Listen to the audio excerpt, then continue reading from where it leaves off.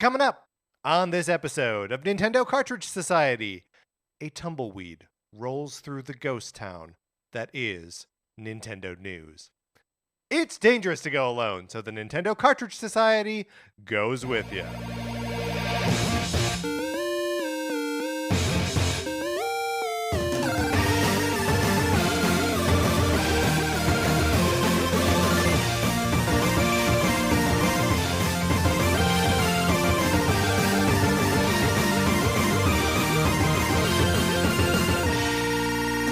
Welcome to Nintendo Cartridge Society. My name is Patrick Ellers, and I am joined, as I am always joined, by my co-host, Mark Mitchell. We've got a good show for you today. We're going to be talking about the news from the week, and then on Thursday, we are exploring high school cliques with Nintendo characters. But Mark, in the meantime, how's it going? It's going great. I feel like we, right now, as Nintendo fans, are experiencing you and me a repeat of the end of the year in 2016. Yes. Where new Nintendo hardware was somewhere out there. We were Fievel in it. And I feel now somewhere out there, right? That's the name of that song from American Tail? I think so. But I feel like we're better prepared in the sense that we knew hardware was coming. Yeah.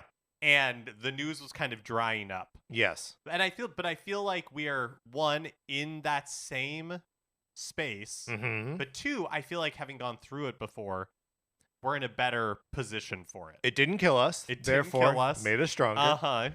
Yeah, I mean, I feel like we're in a pretty good place, but it does feel like we are in the desert, right? Like we don't have Nintendo news really. We've got this is our news episode. We're going to talk about the news. We got some stuff to talk about.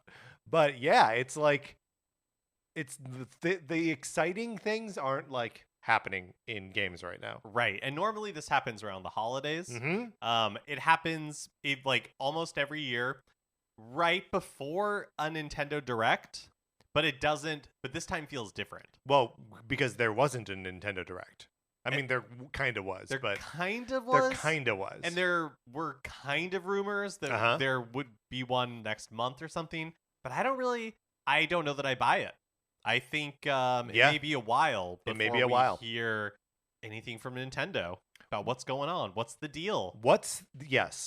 To quote the prophet Seinfeld, what's the deal with Nintendo? We mentioned tumbleweeds at the top of the episode.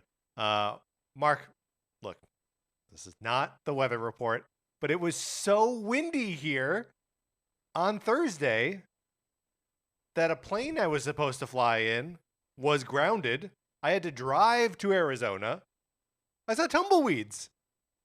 Oh, like going across the road. From the wind? Yeah, from the wind. Oh. Well, I mean, from what else? How else does a tumbleweed tumble? I feel like that's one of those like what's the sound of one hand clapping type questions. No, I'm not prepared. I'm not prepared to answer that. The answer is just the wind. I feel like this is a trick question. Spirits that or is supposed to someone pulling it on a rope. Prove that I'm not a deep thinker and I refuse to engage. All right, fine. Mark, not a deep thinker. If you would like to hear more of Mark's not very deep thoughts, you can go to patreon.com/Nintendo Cartridge Society. And if you are there and supporting us at the 8-bit or 16-bit levels, you can get access to our once-a-month episodes of miniseries that we put out. We are currently making our way through NCS Arcade. That's right. We are playing games on Nintendo Switch Online and Nintendo Switch Online Plus expansion pack that neither of us have ever beaten before. In January, we had a great discussion about The Legend of Zelda: The Minish Cap. Last month, we talked about Jet Force Gemini, and this month, we're going to be talking about the Game Boy Color game Kirby Tilt and Tumble that has the first time it's been re-released ever is on the Nintendo Switch. And it's a cool little curiosity.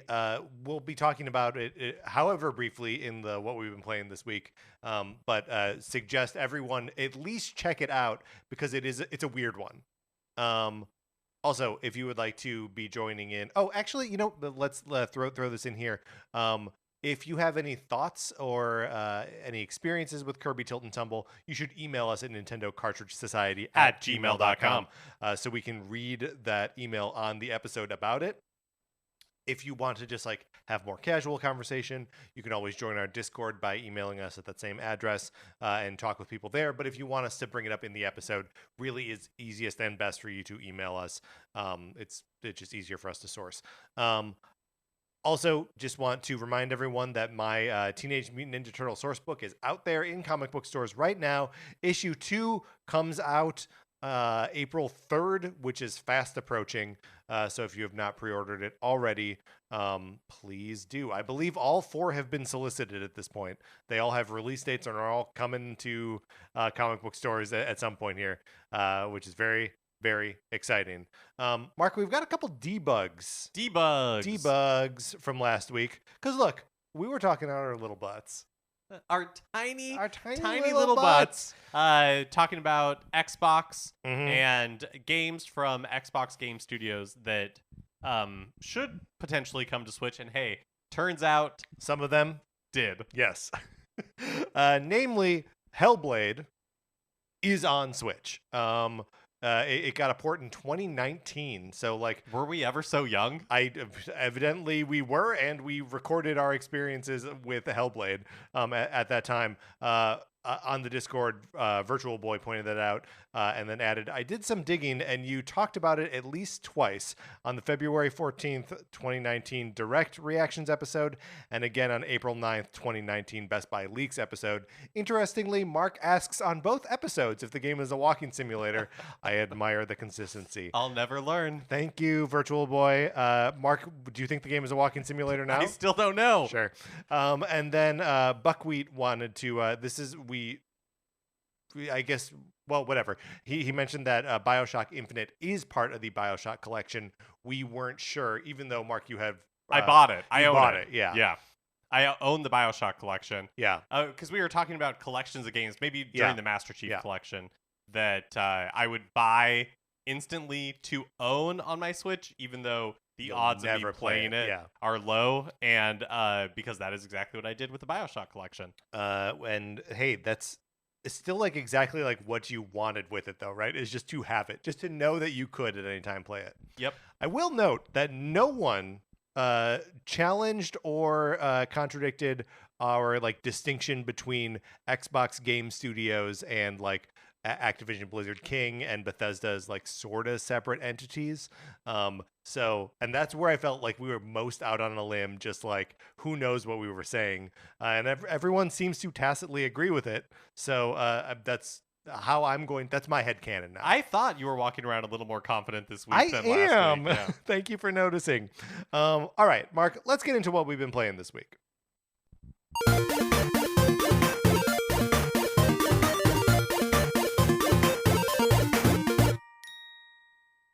Kirby Tilt and Tumble, obviously, we're both working on it right now so that we are prepared and have lots to say about it for our episode of NCS Arcade. Anything you want to preview from that, Mark?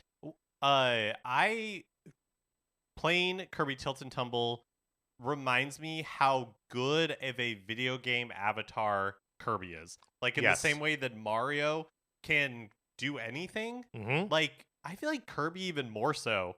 Absolutely. Literally, it like fits kind of in every type of game. I think you could. Yes. And it's pretty remarkable because I don't know if that was the part of like the conception of Kirby. Sure. But it was part of the conception of Mario, right? That like Mario was designed to be Mr. Video, right? To just be like the plug and play protagonist of any video game.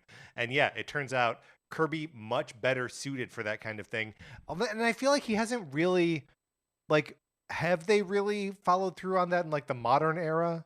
I mean, I guess, you get like Dream Buffet, right? That came out last year, 2 years ago. Yeah. Where he's rolling around like he is in He's Tilt rolling and Tumble. around, yeah. But no, I do feel like in the modern era, Kirby, he'll climb into a robo armor and he'll do stuff like that, but he doesn't. I mean, I guess really he just doesn't transform into a ball much anymore. Right. He should, though. He should. I mean, but I guess the Dream Buffet is a great point that I wasn't thinking of. That they are still sort of using him for that kind of stuff, but like you can get weirder with that, and we'll hang. Yeah, totally. Because he's like It's just a weird pink blob. Yeah. Like, I'm looking at his renders in Tilt and Tumble, and I'm like, Kirby is nothing. Yeah. Like, Kirby, what is Kirby? It is unclear. There's a mini game, a sub game in Tilt and Tumble where you do like a Simon Says style like dance. That was the first one I chose to me do when too! it came up. I was like, I'm 100% doing the Kirby. Do the Kirby. And it's so funny to watch a character that has essentially no features do a dance. But okay, so beyond Tilt and Tumble, which we've already talked about too much, I'm afraid that we've ruined everything. Mark, I continue to play Disney Illusion Island to the point where I have beaten Disney Illusion Island. There is still a lot of collectibles and stuff like that for me to go back in and collect, but I finished the story of it today, and got 2 credits and everything. These story, especially like going into the last like hour or so of gameplay, weirdly involved, kind of twisty, and compelling and interesting. There's a character that has a monologue about like his own consciousness that goes on a little bit too long. But between the twistiness and that monologue, I was like, is this a riff on Metal Gear Solid? People who've beaten Disney Illusion Island, DM me or something. Was anyone else getting the original Metal Gear Solid vibes from the end of Disney Illusion Island? And if you've beaten the game, I think you know what I mean. But I don't want to give anything away here other than to say it takes some big swings at the end. Whoa. And I was surprised and like delighted by them. How long would you say that it took you? About 7 hours. Yeah, I mean, that seems, one, like an amazing length for a platformer like that. Yep.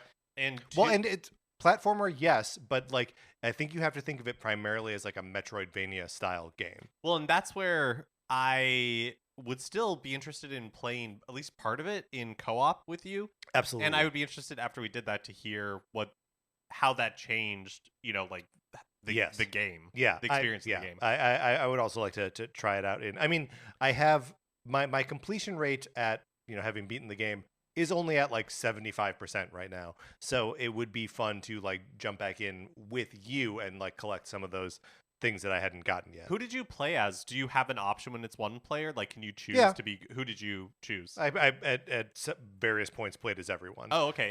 And when I knew I was heading into the end game, I picked Mickey.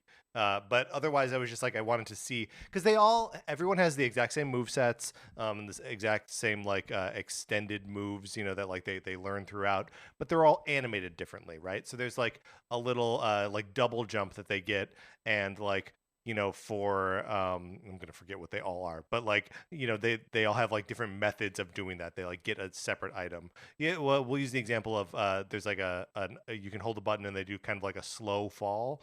And for Goofy, he's squeezing a bottle of mustard, like a big bottle of mustard, straight down, and that like makes him fall slower.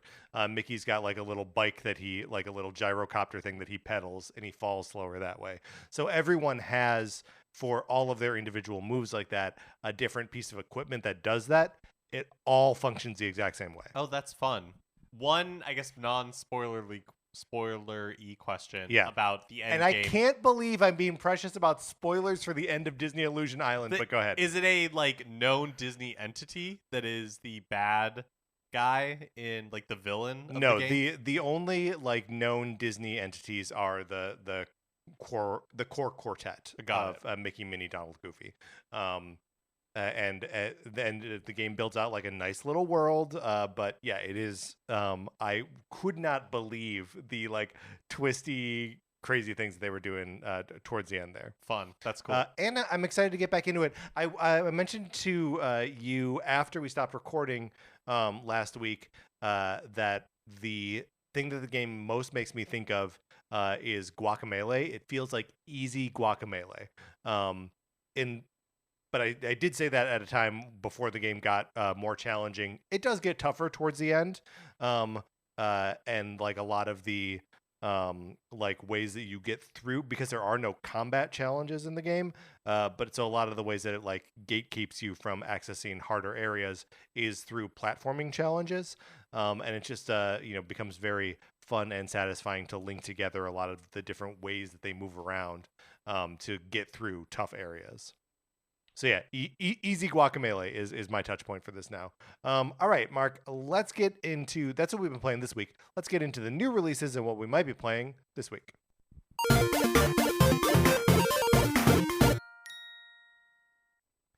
Today, MLB The Show 24 is out. This is the third year that MLB The Show has been on Switch.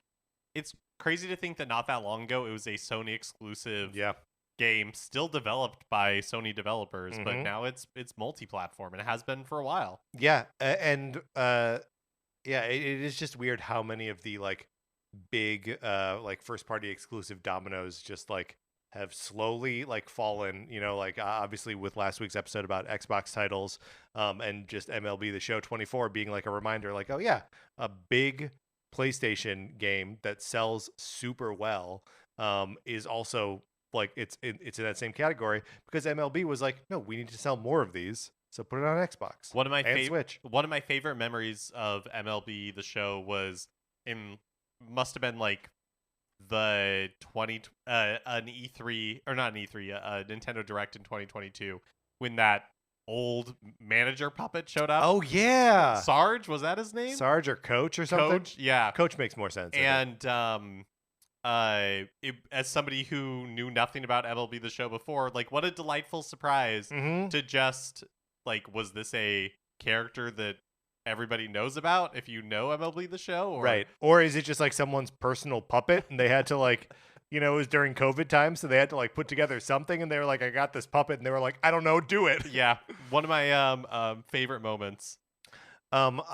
At some point I bought Sarah a copy of MLB The Show 21, maybe, or maybe it was 2020. It was like during pandemic time, and it was like a little older one, so it probably was 2020. And I think she played one game of it and then was like, this is too confusing. She loves baseball, but the game is so like, you can choose different ways to control every single aspect of the game, and it doesn't really give you any indication of like what is the right way or the main way or like the preferred way to do it. Like I'm talking like batting, pitching, all these things have different systems that you can choose, and it's just someone with no history with the franchise. It's overwhelming. Is it like, do you know, is it like, must be like the Madden of baseball? I think that's basically right. Yeah, where it's just like it's been building on itself forever. And every time they change something, they're like, but if you want to play it the old way, you can. So that before you even start this game, they're like, okay, let's talk about how you could possibly control someone pitching a ball.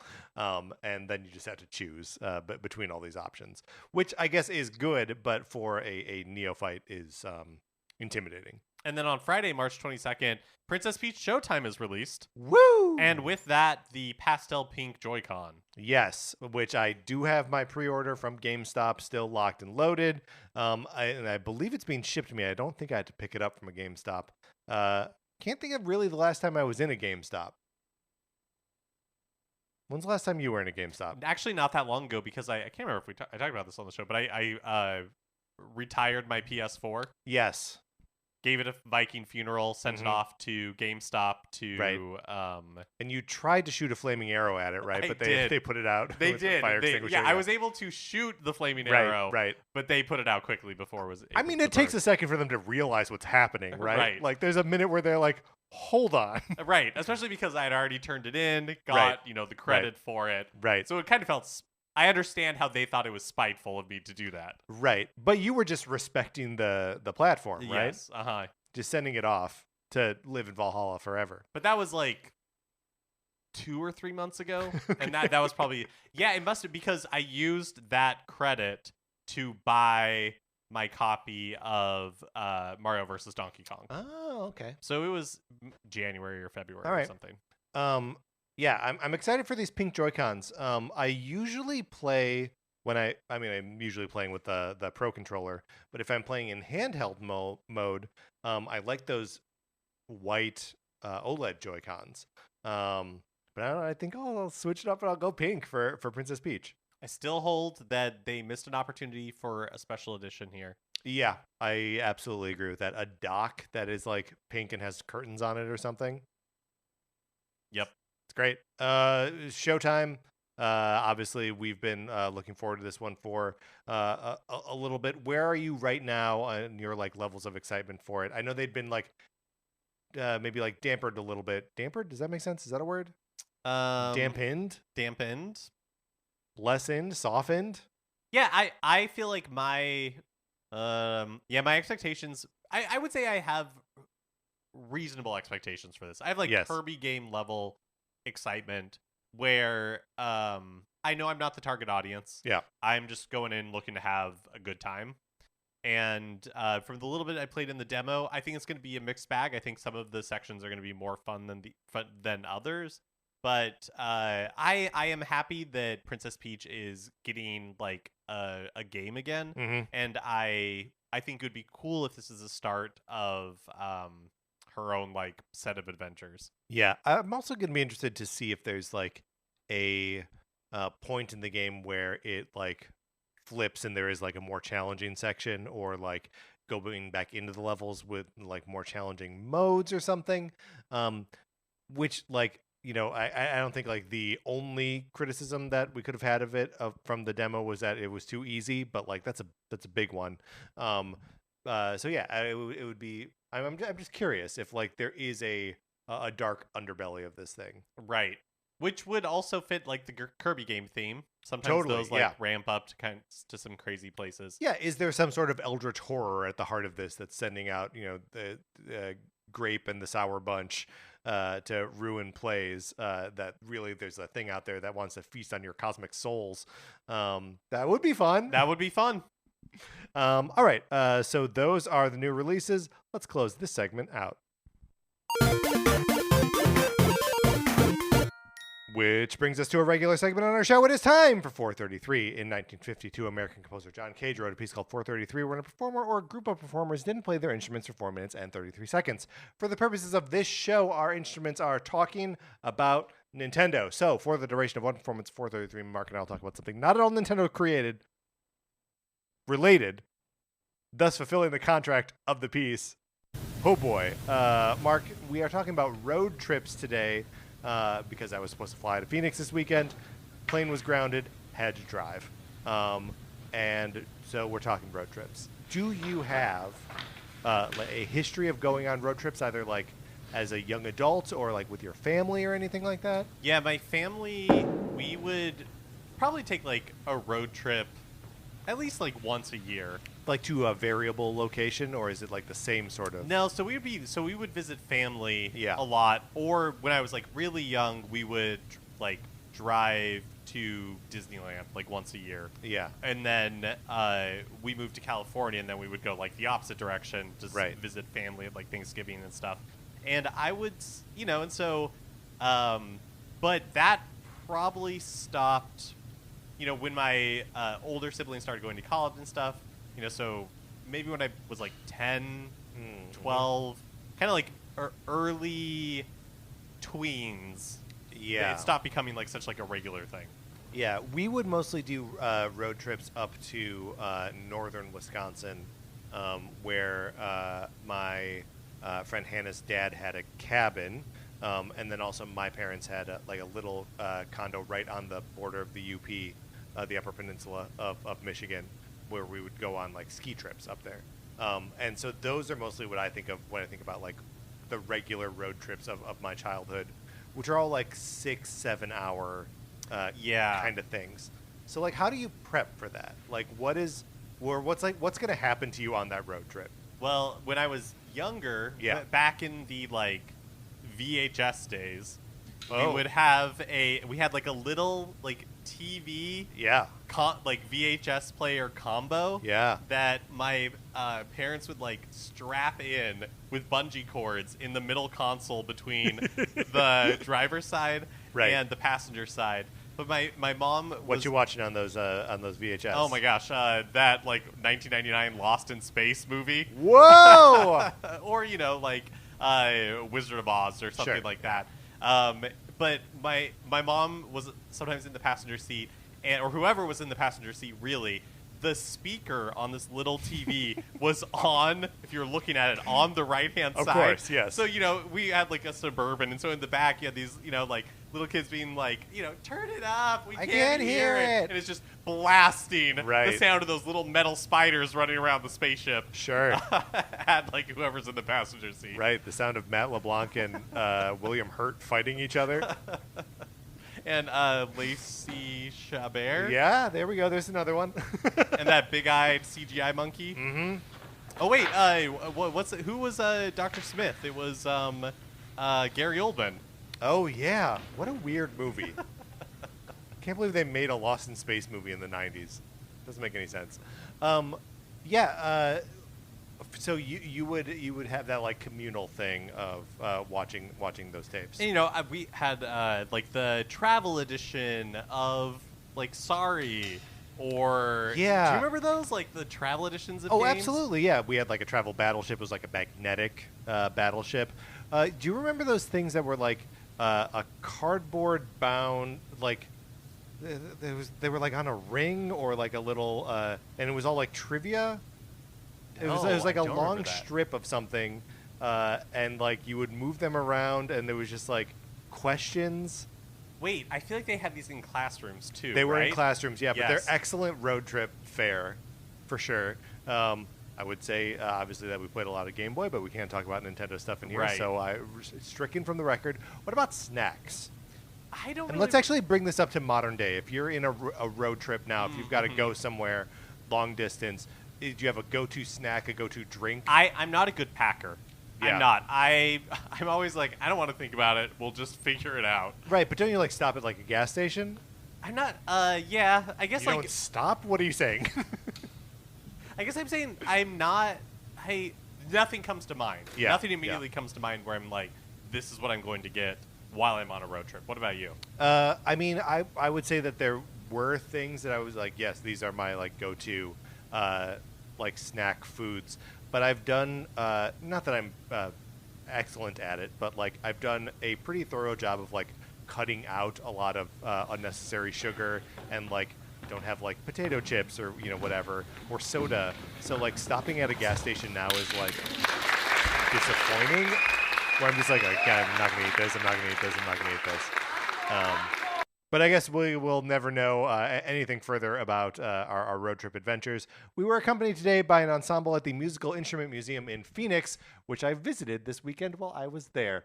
It was very cool to see. Check out that museum if you find yourself in Phoenix. This is not a paid advertisement for the Musical Instrument Museum in Phoenix. Mark, let's get into the news.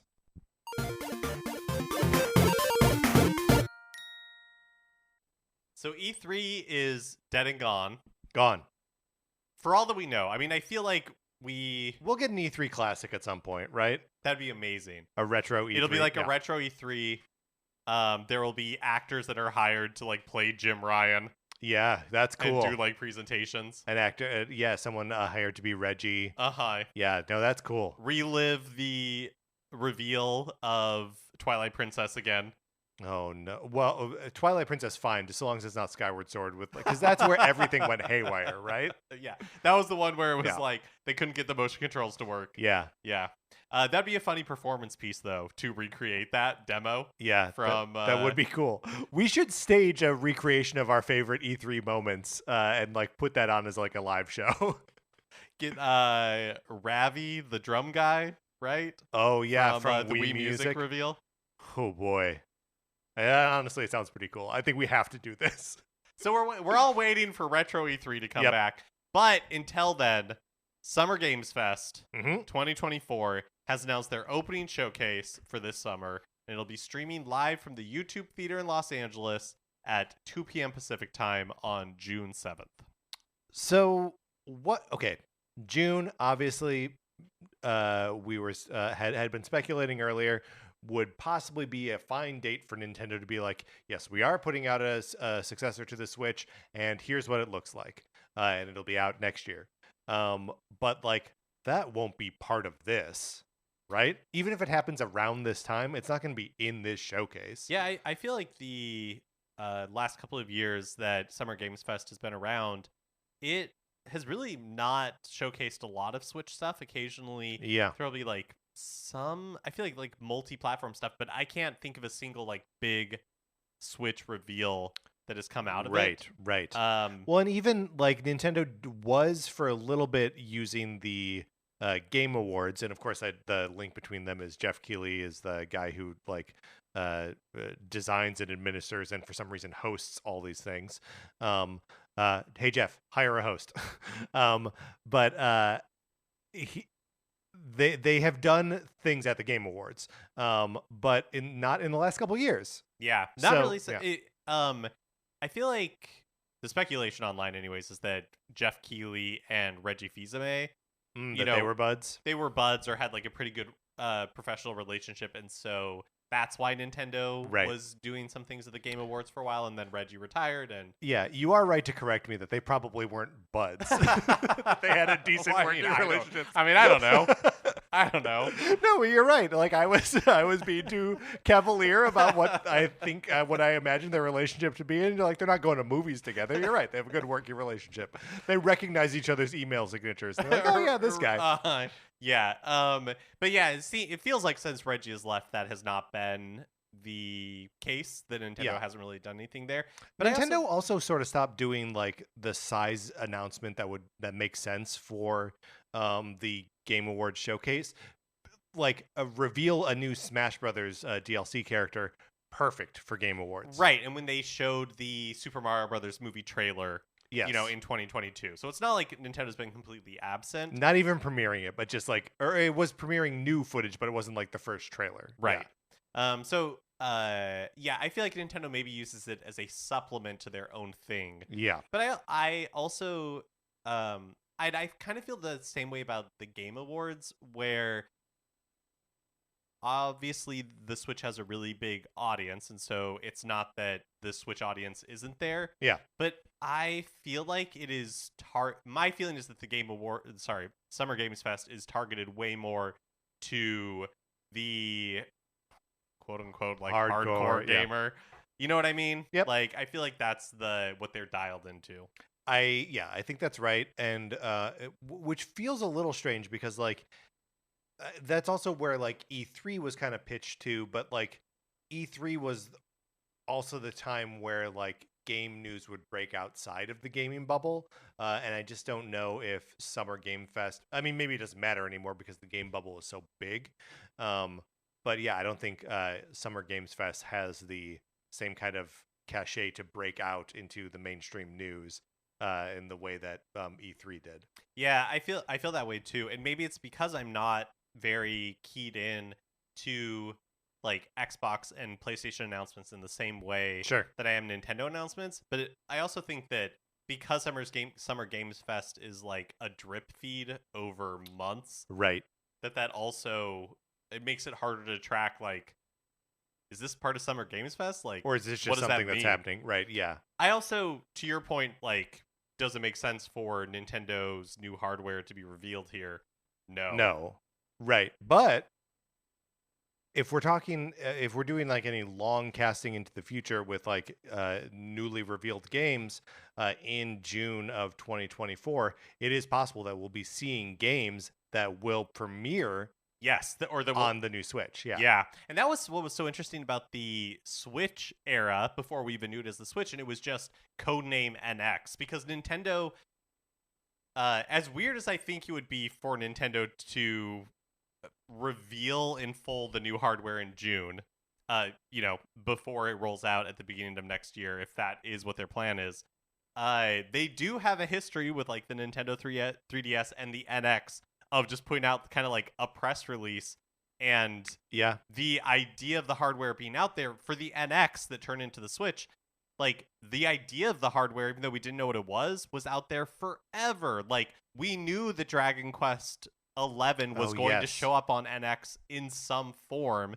because they announced, not they meaning Square Enix, like talked about it for NX, Right. And so like if Nintendo were to in the next couple of months, put out a press release saying, hey, this baby's coming and it's codenamed this thing, maybe we would at that point in Yeah. Summer Games Fest see announcements that even had that code name attached to it. That's a great point, and might be something that even forces Nintendo's hand, right? Because, like, especially if they had originally been targeting sometime this year, a lot of those games, will have to wait to be released on the new hardware, but still have, like, had their goals set a long time ago and are probably like targeting a November release or whatever.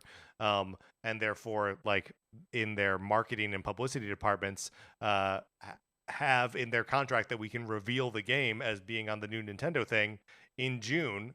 And even though that timeline is all borked now, that they may still have to do it. Yeah. So yeah, it could be interesting. Yes. I have very low expectations that anything Nintendo will come out of it. Yeah.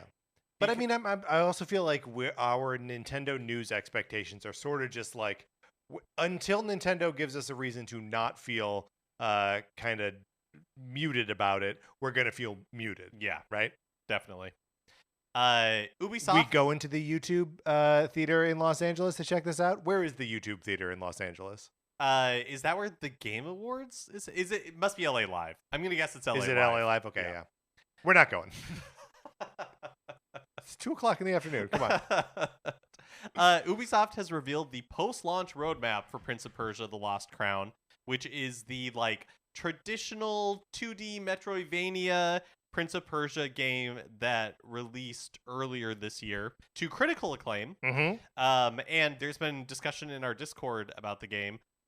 And I have to say, and it's on both of our lists of like games to check out. I played the demo. Yeah.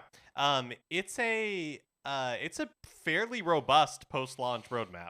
Yeah, well, and we have not mentioned it yet, but the game is currently 40% off on all platforms, including Switch. So it's normally $50. It is currently going for $29.99. So if we had both said like, oh, when this baby goes on sale, that's going to be a pickup for me. Have you made any moves towards picking it up, or is the fact that it has been dropped by 40% like 2 months after its release, does that just encourage you to wait even longer? I do. I mean, that was my strategy for the Sparks of Hope. Yeah. And then I ended up never buying it. Yeah. And so maybe I'll jump in at $30. Never buying it yet. I didn't buy it yet, but maybe I will. Maybe I'll jump in here at $30. Yeah. What about you? Yeah, I don't know. I am very interested in this game. I do feel like I just played a game sort of like this in Disney Illusion Island, which I understand is going to be a lot less like intense in difficulty level than Prince of Persia. Maybe I should get it. But also Princess Peach is coming out. I don't know. After I played the demo, I think Patrick would really like this game. Yeah. But so in March 2024, a Warrior's Path DLC, which it will be free. That update is coming. It includes a speedrun mode, a permadeath mode, and new Sargon outfits. Sargon is the hero of the game. Permadeath mode. That's intense. It's just that you die and then you're done. All right. And then in spring 2024, boss attack update, which will be free. Includes a boss rush and some new Sargon outfits. Although this time the graphic that is representing these things only shows one silhouette of Sargon instead of 4 in the previous one. So is it just one outfit? It's still an S. It's still plural. And then in summer, there is the Divine Trials update, which will also be free. Includes new combat, platform, and puzzle challenges, and then new items like new amulets, new Sargon outfits. Always new Sargon outfits. And more. And this time, no silhouettes of Sargon. So, I don't know. Unless maybe you can dress Sargon up as like one of these amulets? One of these amulets. And then later in 2024, new story DLC. Cost you something.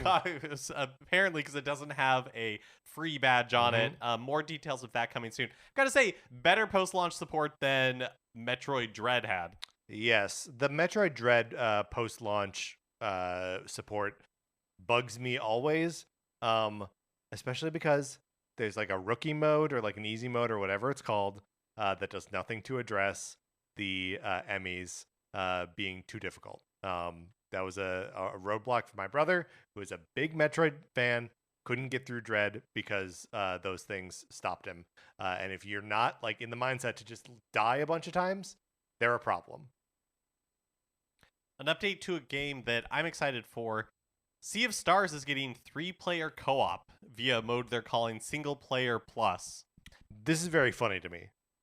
Up to 3 players control the individual characters for traversal and combat, which now includes no new co-op timed hits. So there's like a little bit of footage. I didn't grab the release date for this. I don't know exactly when this is coming out.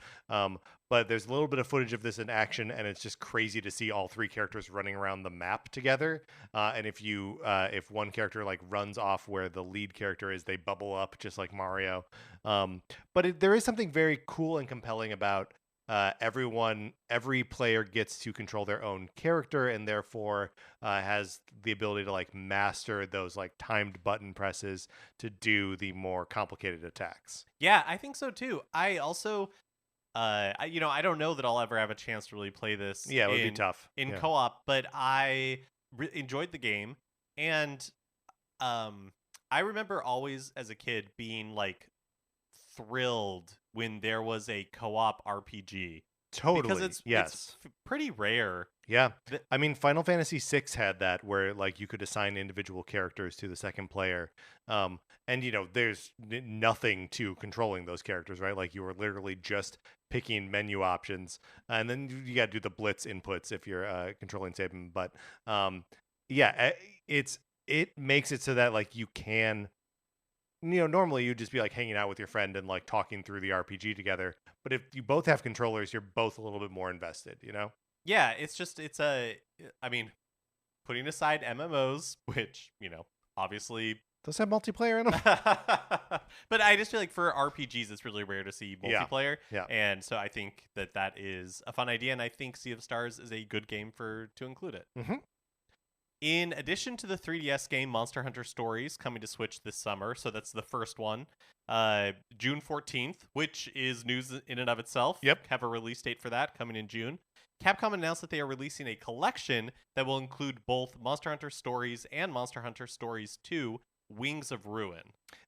Which both of these games feel like really under the radar releases, right? Like I don't know if the Monster Hunter community is like totally primed for like kind of a cutesy RPG, and I don't know if the cutesy RPG people are totally clued into Monster Hunter, but Capcom's trying to sell some of these things. And so you can buy the collection. It's a physical collection, but only the first game will be on the game card itself. Yes. The second game is included as a download code. Which, living as we are right now through the like post Wii U and 3DS eShops, you would still be able to download them now, but like those servers will get shut down at some point. So maybe a little less likely for the Switch, because we're sort of anticipating that the next Switch will use the same eShop, and therefore they'll need to keep it alive longer. But who knows? Right. No guarantees. No guarantees. And finally, recently there was an update for Super Mario Run. Yes. That introduced in the Toad Rally mode Wonder Flowers? Or Wonder Seeds. One or the other, yeah. Which was kind of like out of left field because it was game hadn't been updated in like 5 years. Yeah. But we got an update for the game yet again. 3.2.0. But patch notes are sparse on details, but it does include, quote, added features for an event. An event, Mark. Is this just for the event that's currently happening, the Super Mario Brothers Wonder event, or we got some kind of Princess Peach Showtime? Oh, that could be content fun. Here. That would be fun. I don't know. Yeah, it'd be fun. I feel like if that is true, that Super Mario Run, it gets content like that, I feel like it feels like where you been. Where you been? Yeah.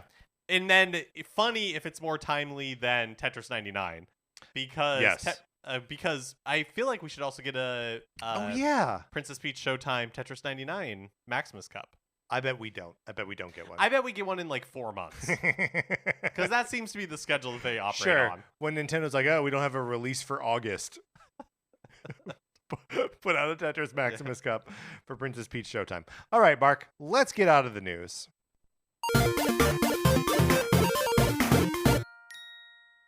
Right, like a pretty light week for Nintendo news. Yep. All right, that's going to do it for this episode of Nintendo Cartridge Society. Remember, if you would like to join our Discord, all you got to do is email us at nintendocartridgesociety@gmail.com, and we will send you an invitation. Anthony DeLuca made our logo. Our theme music is provided by 8-Bit Betty. You can get more of his music by going to 8bitbetty.com or by listening right now. For my co-host, Mark Mitchell, this is Patrick Ellers, saying thank you for listening.